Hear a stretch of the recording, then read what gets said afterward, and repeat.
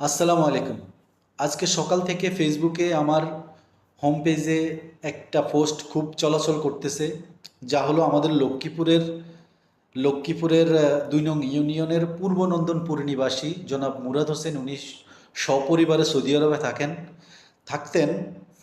তো গতকাল রাত্রে সম্ভবত ওনার স্ত্রী এবং ২ বাচ্চা সহ কোথাও যাওয়ার পথে একটা দুর্ঘটনা হয়, বিশাল ধরনের একটা দুর্ঘটনা। যেই দুর্ঘটনায় ঘটনাস্থলে ওনার ছোট বাচ্চা মেয়েটা মারা যায়, আর সম্ভবত হাসপাতালে নেওয়ার পরে ওনার স্ত্রী মারা যায় এবং ওনার বড় মেয়ের অবস্থা খুবই আশঙ্কাজনক এবং উনিও হাসপাতালে আছেন। ওনার ২-৩টা ভিডিও উনি নিজে পোস্ট করেছেন যে আমাদের জন্য দোয়া করেন, অবস্থা খুবই খারাপ, ভয়াবহ অবস্থা।